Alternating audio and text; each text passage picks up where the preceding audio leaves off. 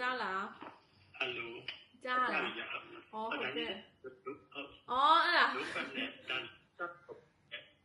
အပေါ်ကအုပ်ပြီးပါလားမသိဘူးနော်အဲ့ဒါ ဒီမှာပါယောဂ ရိုးယောဂပဲရတယ်ဟုတ် ကမတော့ပါတယ်ပေါ့ဒါပေမဲ့တရားပိုင်သူက acid ကိုပိုဟိုဖြစ်စီတယ်ဆိုတော့အားပေးတယ်ဆိုတော့ plus ပြပါအဲ့ဆိုကအချိုးနဲ့တော့စားရမှာလားဒီတရားတွေပါလေအချိုးပါနည်းနည်းထည့်စားပေါ့နော်ជីជីကစီကျို့တော့မရှိဘူးမလား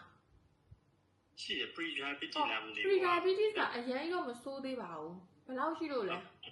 ချိန်တော့125လောက်ရှိတယ်125 125အော်125 fasting ဟုတ်လားဟုတ် fasting အဲ့ဒါဘယ်နှခါတိုင်းလာလဲဘယ်နဲ့မစားခင် fasting တော့မစားခင်ဘယ်နှခါတိုင်းလဲဘယ်နှရက်လောက်တိုင်းဖြစ်သွားလဲ fasting ကိုနှစ်ပတ်စတိုင်းလုပ်လိုက်လား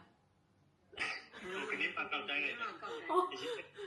အဲ့ဆိုတော့ဟိုတိကြလေးပို့ပြီးတော့တေချာခြင်းလို့ရှိရင်ပေါ့အဲ့လိုနှစ်ပတ်စတိုင်းကို fasting ဆို fasting ကြီးပဲဖောက်ချလိုက်တယ်လား fasting ပဲဖောက်ချလိုက်အဲ့ဒီ fasting မဖောက်ချင်ဘူးဆိုလို့ရှိရင်လည်းဒီ 2HPP ပေါ့နေ့လယ်စားပြီး2နာရီဒါမှမဟုတ်လည်းညစာစားပြီး2နာရီပေါ့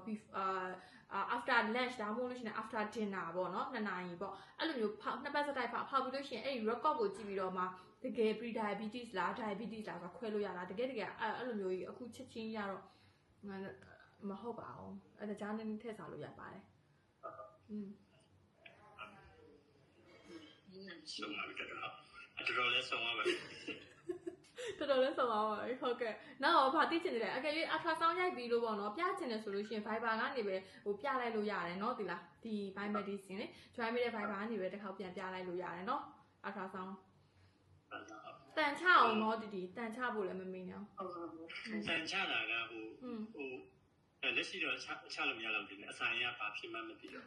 တန်ချဖို့ဆိုတာလောလောဆယ်အားကြတော့လေအရန်ကြီးတော့စိုးရင်ကြာမရှိဘူးပေါ့နော်အစာအိမ်နဲ့ဟိုတန်တဲ့ကတော့ပြဿနာမရှိဘူးဒါပေမဲ့ချရင်တော့ချလို့ရတယ်ဝန်းလျှောနေတာမဟုတ်ရင်ရပြီအဓိကဝန်းလျှောတဲ့လူနာဆိုရင်တော့ဟိုတန်ကိုဝန်းလျှောပြီးကောင်းမှပဲချပေးရတာဆိုတော့ဟုတ်အဲ့ဆိုအခုကရေချိုးရင်ရောဟိုရေအခုတော့ရေနွေးလေးနဲ့ချိုးတယ်ရေချိုးရင်တော့ရေနွေးနဲ့ချိုးဟုတ်တယ်ရေနွေးနဲ့ချိုးတာပိုကောင်းတယ်ပေါ့နော်အဲ့ဒီတော့မှဒီအနွေးဓာတ်ကဒီvasodilation ဖြစ်ပြီးတော့ကိုကတက်တာမှာပေါ့နော်ဒီလားခြေပြားလက်ပြအေးရတယ်ပါတက်တာနိုင်မယ်ရေအေးနဲ့တော့မချိုးနဲ့အဲ့ဒါတော့လည်းဆုံးပါဟုတ်ကဲ့ကျေးဇူးတင်ပါတယ်ဟုတ်ကဲ့ကျေးဇူးပါ thank you ပါနော်တီတီအမြင်တော့တက်တာပါစေကျေးဇူးပါဟုတ်ကဲ့ပါအဲ့ဒါချလိုက်တော့မယ်နော်ကောလေးဟုတ်ကဲ့ပါ